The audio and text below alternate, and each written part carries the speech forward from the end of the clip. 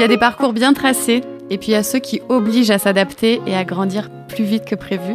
Bienvenue sur Décibel, le podcast qui donne la parole aux femmes qui entreprennent, créent et avancent, même quand le chemin prend quelques virages inattendus. Aujourd'hui, je reçois Margot, 23 ans, école de commerce, alternance, entrepreneuriat et aujourd'hui le développement de HRV Concept, une aventure qu'elle construit aussi en famille avec son papa. Mais derrière ce parcours, il y a aussi des années à devoir composer avec la maladie, apprendre à ralentir parfois sans jamais arrêter d'avancer. Et avec elle aujourd'hui, on va parler d'ambition, d'énergie, de pression et de jeunesse, et de cette envie de continuer à construire malgré les détours. Bonjour Margot. Bonjour Chloé. Comment vas-tu ? Ça va très bien et toi ? Très bien aussi, je te remercie. Je suis très contente de t'interviewer parce que tout le monde ne le sait pas, mais tu as un rôle central aussi au sein de l'association Décibel. Et vous faites partie de ces personnes qui font vivre l'association et avancer, donc merci pour ça. Merci à toi. On se lance Margot parce qu'on va avoir plein de choses à faire lors de cette interview.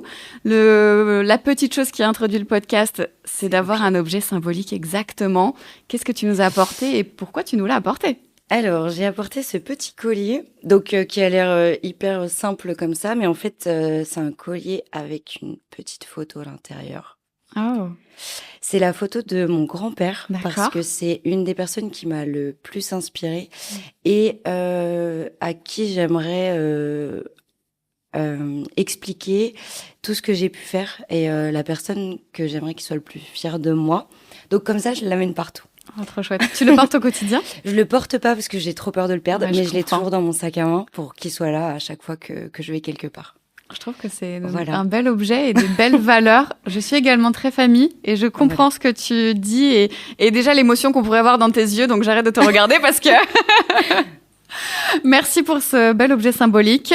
On va continuer. Oui. Le concept Décibel, c'est que l'interviewé participe, joue aussi un petit peu. Devant toi, tu as des cartes. Soit tu es très joueuse et tu ne les regardes pas et tu les laisses retourner, tu me les donnes au fur et à mesure. Soit, tu as envie d'un peu plus de sécurité et tu les regardes. Non, on aime jouer, on entreprend. J'ai beaucoup de joueuses, vraiment. Je n'ai très peu qui les ont regardées en avance. Ah, puis vraiment, tu nous fais le jeu de cartes, quoi. Ouais. Trop bien. Je te remercie. On va parler d'un sujet et ça rebondit bien sur ton objet symbolique parce qu'on va parler de la famille. On va parler de travailler en famille. Ouais. Dans ton projet, il y a aussi donc quelque chose de très personnel parce que tu travailles avec ton papa, Exactement. Jean-Louis, qu'on salue et qui aurait pu être présent aujourd'hui. Ça aurait été agréable, mais tu nous en parleras bien et avec tes yeux de fille à papa. Qu'est-ce que ça représente pour toi de construire quelque chose avec lui ? C'est quelque chose de très fort parce qu'en fait, on construit une autre relation qui est totalement différente de celle père-fille à la base. Et du coup, il y a un autre lien qui se crée. Et je trouve que ça devient hyper fort parce qu'il y a ce lien familial, mais il y a aussi ce lien professionnel. Et ça facilite aussi vachement les échanges qu'on peut avoir ensemble. Et du coup, les projets, parce qu'on a un peu la même vision, les mêmes valeurs. Parce que c'est lui qui me les a inculqués aussi. Donc du coup, ça facilite et c'est quelque chose que moi j'adore. Et c'est devenu aussi un petit peu mon meilleur ami, en plus d'être mon papa. Génial. Donc c'est génial. Vous avez une belle relation. Oui, ouais. C'est lui qui a eu l'idée d'entreprendre et toi tu as suivi ou c'est l'inverse ? Lui, il a commencé à entreprendre, mais sur totalement autre chose. La société, à la base, elle s'appelait Norvotech. Elle s'appelle toujours Norvotech. HRV Concept, c'est vraiment un label et une marque que là, moi, j'ai développé. Mais à la base, c'est lui qui a commencé les projets d'entrepreneuriat. Bon, et soyons honnêtes, parce qu'on a l'impression que tout est beau, tout est rose. Est-ce que parfois, on s'engueule ? Je dirais pas qu'on s'engueule. Non, mais il y a des frictions, il y a des divergences. Mais c'est beau dit comme ça. Il y a des divergences. C'est ça. On a deux caractères très similaires. Mais par contre, deux visions différentes et de façon de travailler. Donc, on va dire qu'on se rejoint sur le caractère. Donc, c'est là que ça frite un peu parce qu'on est un peu impulsif, un peu maladroit, un peu rentre dedans, mais par contre, on arrive à dialoguer quand même vachement bien. Donc, il y a des tensions, mais je dirais pas qu'on se dispute quand même. Ouais. Je pense que c'est un plus finalement, parce que c'est une personne qu'on connaît parfaitement. Parce que j'ai connu de travailler en famille Et donc, on a cette simplicité. Finalement, on connaît la personne par cœur. Et du coup, c'est presque plus facile de dire les choses et de communiquer. Parfois, peut-être du coup, trop facile. Oui. Et ça va peut-être un peu trop loin parfois. Mais ça apporte quand même cette... ça simplifie les relations. Ouais. Et du coup, la communication. Parce que je me dis que je n'ai pas besoin de prendre de pincettes pour lui dire que ce qu'il fait, c'est pas bien par rapport à d'autres personnes avec qui je travaille aujourd'hui et où du coup, il y a quand même ce lien pro qui fait qu'on peut pas dire forcément tout ce qu'on pense aussi. Et comme j'ai l'habitude de dire tout ce que je pense, c'est plus simple avec lui. Est-ce que tu dirais que c'est simple de séparer le pro et le perso ou est-ce que le dimanche autour du poulet rôti, on parle quand même HRV Concept? Alors ça saoule tout le monde. J'ai une sœur et un frère plus petit et de la famille qui est souvent proche de nous parce qu'on est très famille, comme vous l'avez compris. Et en fait, ça commence, je pense, à énerver un peu parce que c'est difficile de séparer. Ouais, j'imagine. Vous êtes combien? Tu m'as dit combien de frères et sœurs? J'ai un frère et une sœur. Ok, donc c'est le 4e enfant de la famille, quoi, finalement, HRV Concept. Donc, c'est ça. Mais bon, c'est aussi... c'est votre quotidien aussi, donc difficile de ne pas en parler et de se dire le vendredi soir, ça s'arrête, quoi. Ça s'arrête jamais, rarement. J'imagine. On passe à une autre question? Une autre carte. Tu veux tirer? Oh, j'adore. Allez, je vais prendre celle-là. Merci Margot. On va parler de l'ambition et du haut niveau. Ok. Puisque en préparant cette interview, évidemment que je me suis renseignée sur HRV Concept, sur ce que vous proposiez. Et il me semble qu'au départ, avant d'accompagner les entrepreneurs, vous accompagnez les sportifs de haut niveau. Oui. C'est ça? Oui. Et je trouvais sympa de faire le parallèle parce que je trouve qu'à Dijon, en ce moment, on a quand même vécu quelques jours assez fantastiques entre le DFCO qui monte en Ligue 2 et champion et la JDA hand féminin qui est championne d'Europe ce week-end. Donc, ce sont 2 très belles performances. Toi, qu'est-ce que tu aimes dans cet univers du haut niveau? Je dirais tout le temps avoir envie de performer et de réussir. Le réussir coûte que coûte. Et à la base, c'était uniquement sportif. Et puis, il y a aussi cet ADN dans le sport que j'aime bien, c'est aussi se dépasser soi-même, aller au-delà de ce qu'on pensait pouvoir faire. Et je pense qu'il y a beaucoup de similitudes entre les sportifs et les chefs d'entreprise ou les entrepreneurs. C'était la question que j'allais te poser juste après, donc je suis très contente que tu ailles sur ce terrain-là. En fait, on s'en est rendu compte, c'est que au-delà de HRV, ne serait-ce que dans la manière de penser, même si l'objectif est pas le même, il y en a qui ont une médaille ou une coupe à gagner et d'autres qui ont du chiffre d'affaires à faire. Il y a quand même pas mal de similitudes. Et je trouve qu'il y a de plus en plus de personnes qui arrivent à faire le lien entre les deux. En ce moment, le sport et l'entrepreneuriat, il y a de plus en plus de posts, de podcasts, de choses qui commencent à se dire, oui, il y a des synergies et en fait, on peut avoir les mêmes problématiques et se compléter aussi dans les approches qu'on rencontre. Et tu vois, et je suis absolument d'accord avec toi parce que je pense que déjà, c'est une résilience à toute épreuve et que ce soit dans le sport de haut niveau ou dans l'entrepreneuriat, il faut pas en manquer parce que les hauts et les bas, c'est sans cesse.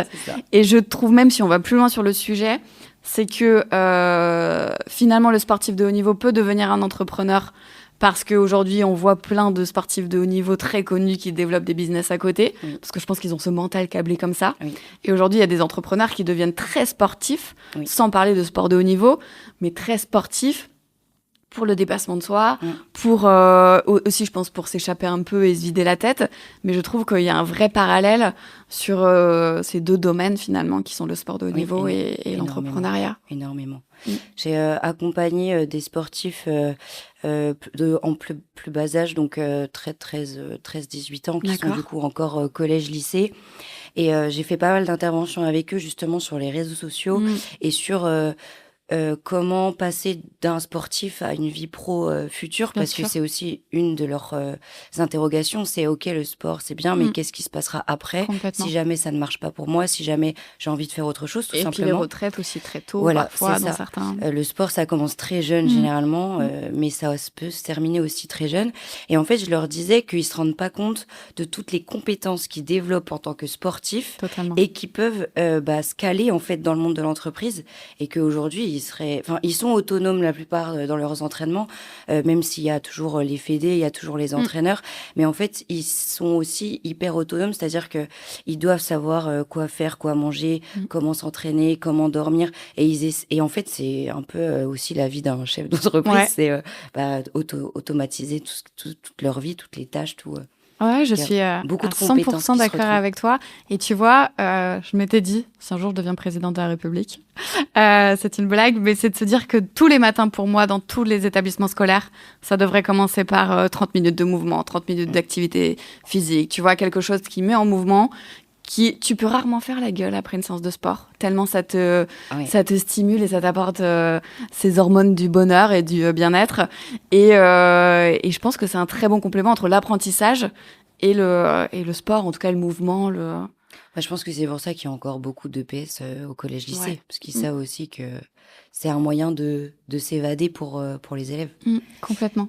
Mais j'espère qu'un jour tu seras présidente parce que je serais hyper OK pour tu m'accompagneras dans ma campagne. Mais avec grand plaisir. Parce que la sédentarité au travail, c'est aussi un sujet. C'est un vrai sujet. La sédentarité au travail et à l'école, c'est un vrai sujet et faut mettre en mouvement les personnes. Je te suis sur les réseaux sociaux, tu parles beaucoup de l'équipe de hand France. Oui. C'est ça ? Vous travaillez ensemble ? On travaille avec eux, exactement.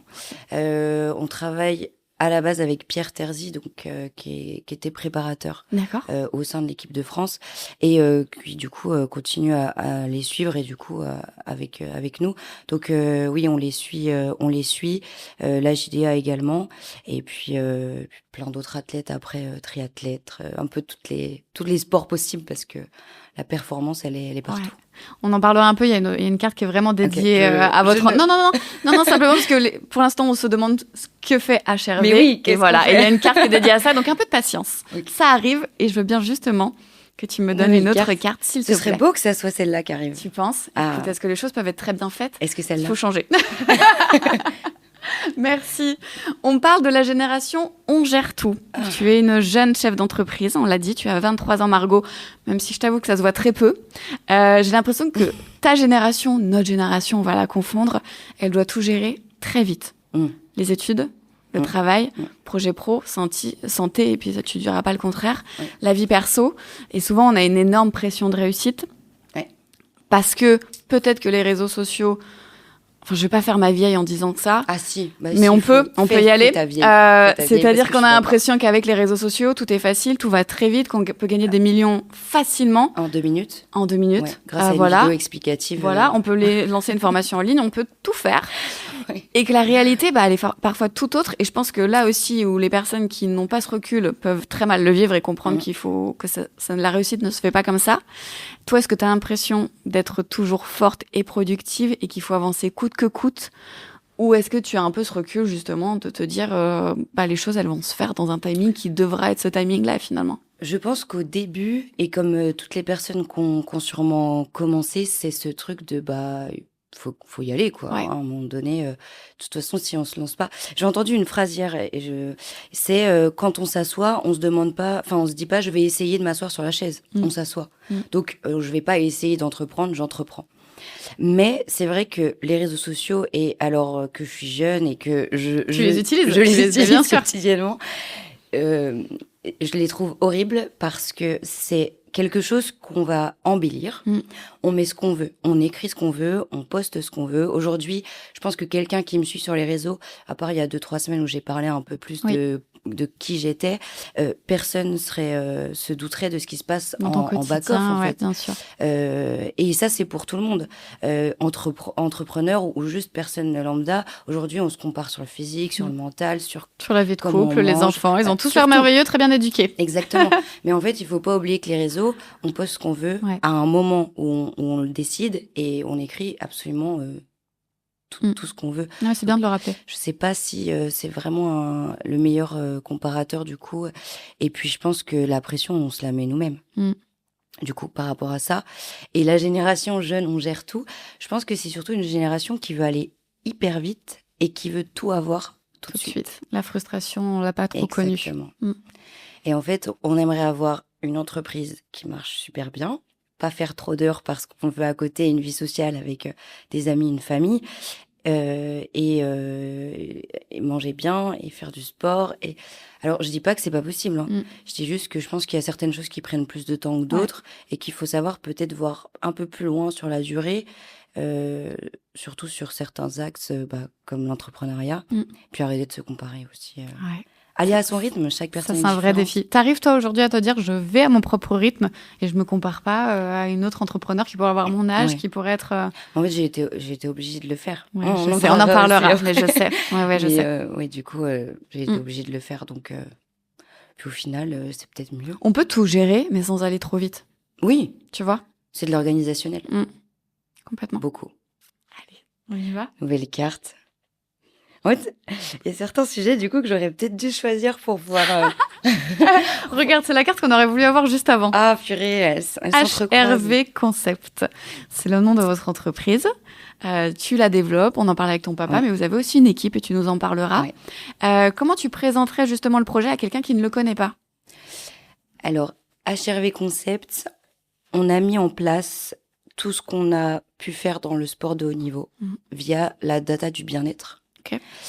On s'est rendu compte que via certaines données cardiaques, donc la variabilité de la fréquence cardiaque, HRV en anglais, c'est tout ce qui se passe entre deux battements du cœur. Ça nous donne énormément d'indicateurs sur le système physiologique nerveux.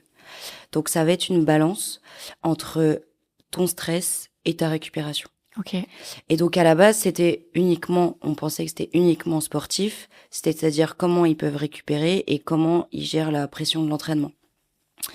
Et en fait, on s'est rendu compte aussi que c'était scalable aux entreprises. Et du coup, on les aide vraiment. On va avoir cette balance et soit on leur dit, là, c'est bon, l'entraînement est possible, la charge de travail est possible, ou alors on va leur dire, là, il faudrait peut-être freiner un peu avant d'arriver à un burn-out, à une blessure, à une trop grosse charge, une trop grosse pression, trop de stress. C'est vraiment un outil préventif à la base, mais qui peut aussi être un outil qui va guérir. Et justement, du coup, on a construit cette équipe autour de comment on l'accompagne les personnes qui ne vont pas bien ou qui vont pas aller bien très prochainement. Ça, vous pouvez le savoir. Voilà. Et on le sait aujourd'hui, l'hydratation, la nutrition, on peut tout savoir. C'est un peu... Mais concrètement, comment ça se passe ? C'est un capteur ? C'est quoi ? C'est une ceinture cardiaque. C'est une ceinture cardiaque, ok. C'est une prise qui se fait... généralement, on étalonne ça sur 3 semaines. Il y a 6 prises. La prise, elle se fait le matin au réveil. Il y a 12 minutes. D'accord. Donc, on va dire que c'est 6 fois 12 minutes dans une matinée. Donc, c'est pas trop immersif. C'est ce qu'on voulait. C'était pas rajouter la charge mentale aux personnes. Et en fait, nous, après, on se charge de tout. D'accord, on analyse. ok. Donc, on a des analystes. C'était comme ça, je voulais savoir exactement dans le... Oui, parce que c'est vrai que le process est très simple, en fait. Et donc, après, on a des analystes, Sylvain Frévy, qui était ancien directeur de la Fédération de natation. D'accord. Qui nous a présenté la HRV à la base. Jérôme Laheurte, ancien président aussi de Fédération de ski nordique, si je me trompe pas, qui est plus dans les Vosges, lui. Donc, eux, c'est nos analystes certifiés. D'accord. Donc, c'est eux qui reçoivent tous les résultats. Exactement. Ils reçoivent la data, ils nous font une analyse. Et en fait, nous, après, on prend cette analyse-là. On a 21 indicateurs aujourd'hui sur tout plein de points. Et en fait, on va faire des recommandations aux personnes sur l'hydratation, sur la nutrition, sur de la préparation peut-être mentale, préparation physique. On a aussi des thérapeutes holistiques, psychologues. Enfin, en fait, hyper global. C'est une approche très globale de la santé. Mais qui va être différenciante en fonction de la personne qui va se présenter à nous. Parce Je comprends. Que tout le monde a des besoins différents et aussi une approche différente. Ok. Donc voilà, donc l'équipe, elle se construit de pas mal de professionnels de santé, d'alternatives aussi médicales. Et après, on oriente en fait en fonction des besoins des personnes qu'on suit. Donc, ce sont les entrepreneurs ou les sportifs qui vous contactent parce qu'ils sentent qu'ils ont... Est-ce qu'on pense avant qu'il puisse nous arriver quelque chose à ça ? Ou alors, c'est quand c'est trop tard qu'on y pense ? Un peu des deux, je pense. Les sportifs le font généralement avant. Parce qu'ils ont aussi la vision de là, si je suis pas bien pour ma compétition, qui est dans 1 mois et demi, ça va pas le faire. Donc, ils sont un peu obligés aussi de prendre les devants. Et les entrepreneurs, c'est encore un peu difficile. Il y en a certains qui sont sensibles à ça, à peut-être qu'il faut que je ralentisse un peu avant de vraiment charger en termes de travail. Mais c'est encore un sujet assez tabou. Ouais. Le burn-out, les arrêts de travail, même si on entend beaucoup parler, c'est quand même quelque chose qui est encore tabou en entreprise. Et est-ce que le chef d'entreprise, parce que lui, il y voit aussi une question de productivité, je ne sais pas si c'est très beau à dire, mais est-ce qu'il anticipe pour ses salariés pour se dire je veux le bien-être de mes salariés, mais aussi parce que pour moi, ça va être un bien-être pour mon entreprise. Oui. C'est plutôt le chef d'entreprise, du coup, qui ferait appel à vous. C'est ça. C'est ça. Oui. Ok. Ou alors parce qu'il aurait déjà vu un problème. Ouais, okay. Mais le but, c'est aussi de réussir à sensibiliser. Et moi, c'est ce que je fais beaucoup, c'est que je vais voir les chefs d'entreprise en leur disant « Ok, aujourd'hui, ça va à peu près bien, mais est-ce que vous êtes sûr que ça va à peu près bien ?» Ouais. Parce qu'avec la solution, j'aime bien dire ça, on mesure l'invisible. Et ouais, c'est hyper factuel. Ouais. Là, les chiffres ne mentent pas, quoi. Non, jamais. C'est pas juste un ressenti, une émotion, Exactement. Une discussion où tu Même peux pas lire trop entre les lignes parfois. Oui. Là... on est quand même à l'écoute des personnes, mais la plupart du temps, on se rend pas forcément compte qu'on va pas bien avant d'avoir quelques symptômes. Difficile de se réveiller, difficile d'aller au travail, difficile de se faire à manger, difficile de faire des tâches qui à la base étaient simples. Et le but, c'est vraiment de réussir à sensibiliser sur la prévention. Ouais. Voilà. Ça fait combien de temps que vous avez créé HRV ? 2023. Ok. J'ai une autre question, mais je l'aborderai après parce que je vois comment on peut l'approcher sans se faire trop de répétitions. On va retourner un peu en arrière. Enfin, okay. On va parler de tes études et de l'alternance parce que c'est ton parcours. Oui. C'est ce dont tu m'as parlé. Ce qui est impressionnant, c'est que tu as continué d'avancer malgré tout. Alors, on doit se dire, mais malgré tout quoi ? On va en parler. Tu as fait parfois certaines années en 2 ans. Oui. Tout en restant en alternance. Oui. Est-ce qu'il y a des moments où tu t'es dit, je vais pas réussir à tenir ce rythme ? Tous les jours. Au moins, c'est très franc. Je crois encore aujourd'hui. Non, c'est... Parce qu'aujourd'hui, tu es toujours en alternance ? Alors là, aujourd'hui, non. Ok. Je suis en hésitation. Je pense que ça va pas être possible. Ok. Parce que justement, une charge trop importante. Parce que ouais, l'entreprise là, elle me prend beaucoup trop de temps. Ok. Et que j'ai réussi à faire les 3 pendant un moment, mais ça va plus être. En fait, c'était plus une question de sécurité, parce que justement, je suis jeune aussi et que je m'étais dit, si jamais ça ne marche pas, parce que ça peut arriver, et que j'arrive sur le marché du travail sans aucun diplôme, comment je vais être reçue ? Donc je m'étais dit, ok, en vrai, on va dire que j'ai des facilités à l'école qui m'ont permis de pouvoir juste être en cours, écouter et pouvoir ressortir après, sur les examens ce que je savais. Et puis l'alternance, puis l'entreprise, ça m'a permis quand même d'avoir des connaissances. D'ailleurs, je recommande à tout le monde de faire de l'alternance parce que le terrain, c'est quelque chose qui apprend énormément. Et que tu n'apprends pas sur les bancs de l'école. Exactement. Donc ça m'a facilité aussi les études. Mais c'est vrai qu'il y a des jours où je me suis dit, mais peut-être que c'était très ambitieux. Ouais, mais ça s'est bien passé. Mais ouais. Non, mais c'est trop bien. Ouais. Moi, c'est aussi une réussite personnelle. Ouais, complètement. Voilà. C'est ton parcours et en effet, tu as pu... Et aujourd'hui, c'est aussi une qualité de se dire ou d'accepter que tu peux pas tout faire, être partout et tout bien faire. C'est ça aussi, parce qu'on pourrait tous être un peu partout finalement. Mais si c'est pour faire les choses à 50%, bah... Vaut mieux faire quelque chose à 100% que 2 choses à 50%. Totalement. Donc l'alternance, je suis très d'accord avec toi. C'est une autre chose qu'on mettra dans notre programme aux élections, en plus du sport, c'est d'être sur le terrain. Parce que je m'en souviens, on est tous passés par là, on est sur les bancs de l'école, on nous explique une très belle théorie, sur le papier c'est absolument fantastique. Mais même dans l'entrepreneuriat, on fait un business model, un business plan. Entre ce qu'on se met sur le papier et ce qu'on va découvrir sur le terrain et ce à quoi on va être confronté, il y a un vrai monde. Oui. Et moi, j'aimerais qu'on nous apprenne à l'école à déclarer nos impôts. Ouais, et à faire nos comptes, et à compter. Ça, c'est très vrai. Et faire les bilans entre le passif et l'actif, parce que quand on connaît pas, c'est très difficile. Et d'ailleurs, c'est jeudi prochain, j'espère que tu y as pensé. Tout à fait. J'ai un onglet qui est ouvert sur mon ordinateur depuis 3 jours. On parle du courage, décidément. Y a une phrase qu'on dit souvent aux personnes qui traversent des choses difficiles. On ne sait toujours pas, d'ailleurs. On ne sait toujours pas. Qu'est-ce qui est difficile ? Qu'est-ce qui est difficile ? Tu es courageuse. T'en as marre qu'on te le dise. En fait, je trouve que cette phrase, elle est pas top. En vrai, elle est vraiment pas top. Dans le sens où je suis courageuse, mais est-ce que j'ai le choix ou pas de l'être? Ouais. Et puis, qui vous dit que je suis courageuse?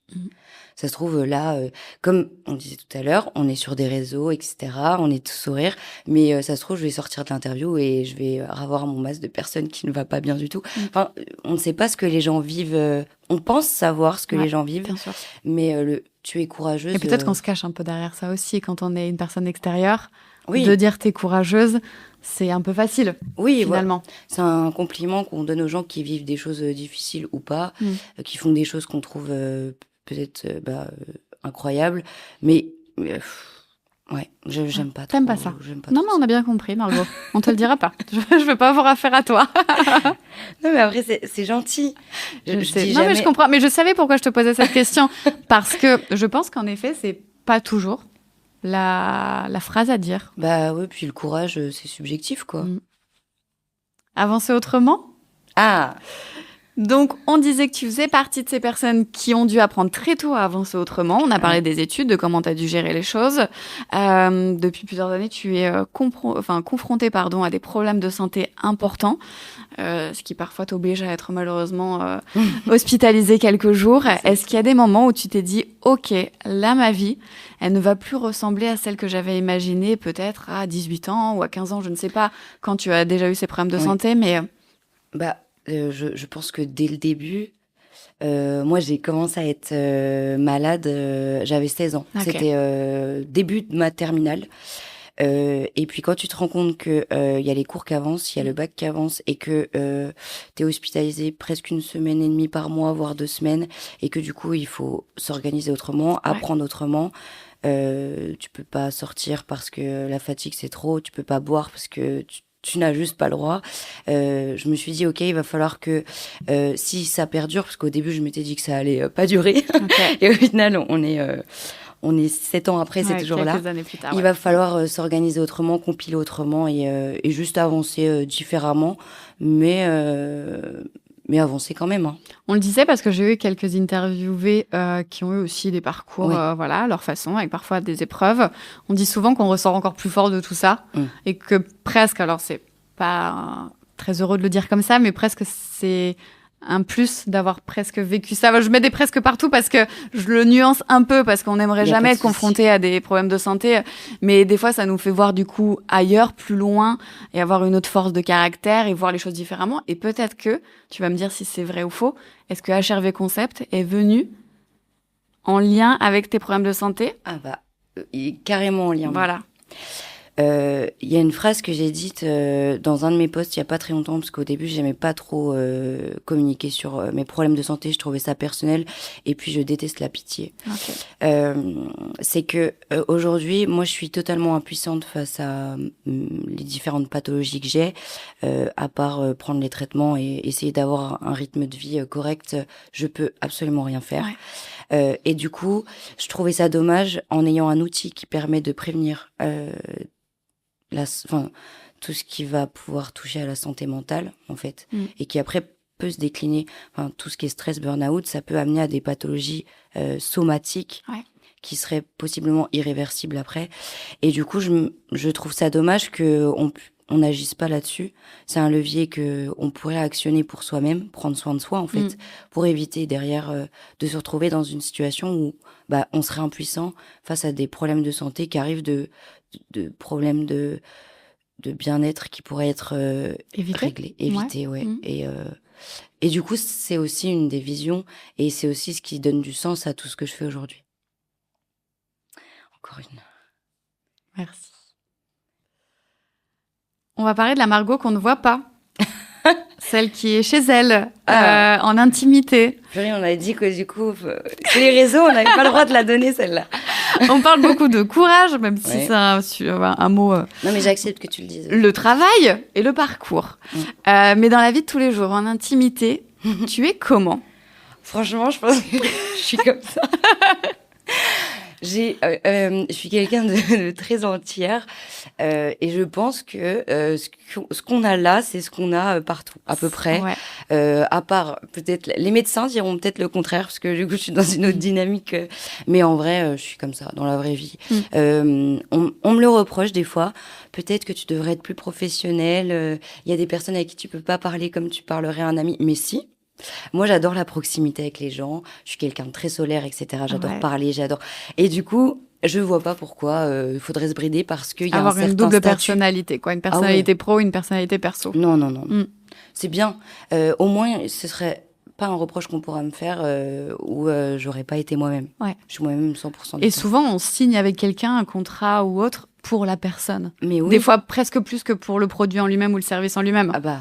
Puis surtout dans les services de bien-être. Ouais. Si j'arriverais et que je serais hyper sérieuse à faire un peu la tête, ils se diraient mais est-ce que vous utilisez votre produit? Vous devriez peut-être, Margot. Alors que et puis je sais pas, c'est toujours plaisant d'avoir quelqu'un avec qui on peut peut-être parler un peu plus librement, où tu sens que il y a quand même du dynamisme. Je trouve ça plus sympa quand même. Ouais. Et je rebondis sur ça, Margot. Tu disais qu'avant tu n'osais pas montrer que tu étais pas toujours en forme. Ouais. Malade. Tu parlais pas de la maladie sur tes réseaux. On a parlé de l'envers des décors des réseaux sociaux, parce qu'il y en a, mais il y a quand même des bons côtés. Et moi, je trouve ça cool, pas courageux, cool, que tu parles de ça, parce que malheureusement, il y a des personnes qui sont confrontées à plein d'autres pathologies, plein d'autres symptômes, un quotidien pas toujours rose, et de pouvoir s'identifier à des personnes qui en parlent, je pense que c'est un vrai pouvoir, et de se dire que cette personne, elle fait quand même des choses à côté, elle mène sa barque, elle a son entreprise, enfin, tu vois, toutes ces choses que tu fais à côté, et vraiment, je trouve ça très honorable que tu prennes la parole sur ces sujets-là, parce que tout n'est pas tout rose tout le temps, et parce que c'est important. C'est important. Et c'est aussi ce que je me suis dit, parce que, comme on vient de le dire, au début, j'étais un peu réticente à l'idée de faire ce genre de post, parce que je me suis dit, la pitié, je n'aime pas ça. Et puis, est-ce que tu as reçu d'ailleurs des messages ou t'as ressenti cette pitié que tu détestes? Et du coup, non. Eh ben, tu vois. Ouais. Mais parce que du coup, les gens, ils ont retenu le fait qu'ils trouvaient le parcours inspirant et qu'ils trouvaient le parcours courageux. Et du coup, ça m'a rassurée. Je me suis dit que bon, c'était peut-être pas que de la pitié. Mais j'espère qu'un jour, et je sais que Décibel, ça en fait partie aussi, je pourrais essayer de donner, au lieu des voix qui inspirent, donner une vision aux femmes qui peuvent rencontrer toutes sortes de pathologies et de leur dire que c'est possible quand même d'entreprendre, c'est possible quand même au-delà de juste d'entreprendre, de juste vivre normalement en fait. Parce que c'est aussi ce truc on a l'impression que on est hyper différentes et qu'on pourra jamais avoir la vie que les autres ont parce que on a des problématiques qui sont différentes des personnes lambda en fait. Mais c'est possible, on peut y arriver. Et j'espère vraiment qu'un jour j'arriverai à... Mais tu vas devenir présidente, toi, en fait. Non. C'est toi la présidente. Non, j'aime pas trop, j'aime pas trop le public, le grand public à la base. Mais sur ce genre de chaîne, un podcast, quelque chose, un journal, juste sur LinkedIn, leur dire, en fait, vous pouvez le faire. Et ne vous arrêtez pas à vos problèmes de santé, vos problèmes de vie, allez-y. Ouais. Je veux bien que tu me donnes tes dernières cartes. Ah, les 2 dernières. Ouais, je veux bien, s'il te plaît. Je te remercie, parce qu'en fait, je t'avais donné mon tac au tac. Je cherchais, il est là, mon tac au tac. On aborde, si tu veux bien, la dernière question de manière un peu plus rapide pour faire le tac au tac ensuite. On va parler d'entrepreneuriat et de jeunesse. Oui. Tu es une jeune entrepreneur. Ouais. Du coup, si on remonte, t'as 23 ans aujourd'hui, tu l'as monté à 20 ans? Ou t'avais 20 ans quand HRV est sorti de... Ouais, à peu près. C'est ça, à peu près. Est-ce que tu as parfois eu l'impression que ton âge pouvait être un frein? Mon âge et mon sexe. Allez, on y va. Vas-y, on va sur ce terrain-là. Non, mais alors, quand on arrive à 20 ans, avec, en plus de ça, des talons aiguilles, c'est souvent des... Mais vous êtes... L'assistante ouais. Vous êtes l'alternante de Monsieur Bouron? Non, je suis sa fille. Ah oui, mais du coup, vous avez vu avec votre papa pour tout ce qui est... Non, c'est moi qui gère cet aspect-là. Mais je me suis rendu compte que, oui, au premier abord, c'est souvent compliqué parce qu'ils jugent à l'apparence, en fait. Alors, quand tu dis ils jugent, je dirais que on va pas se pointer du doigt. Mais quelle typologie de personnes pourrait avoir ce regard-là? Les personnes de 40 ans et plus qui sont souvent masculins. Ok. C'est malheureux, mais après, j'ai aussi eu quelques femmes qui sont c'est pour ça que je te pose la question, parce que je pense que ça va dans les deux sens. Bah, en fait, l'âge, c'est un frein, parce qu'ils se disent, mais elle a quoi comme expérience ? Elle n'est pas légitime. Elle a quoi comme expérience ? Elle vient de sortir de l'école. Ton expérience, tu l'as sur tellement d'autres aspects qui ont fait que tu as cette expérience-là aujourd'hui. Moi, ça m'a jamais trop freinée. Et puis, je trouve que quand tu arrives du coup avec quelque chose de construit, du contenu, et que à partir du moment où je commence à m'exprimer, je pense qu'ils sentent qu'il y a quand même quelque chose derrière et que c'est pas juste du paraître, une petite nana avec des talons la fille vides. voilà. Ça, tu le switches très rapidement. Voilà. Et puis, j'ai un caractère assez franc et brut qui fait que quand quelque chose me déplaît, je le dis.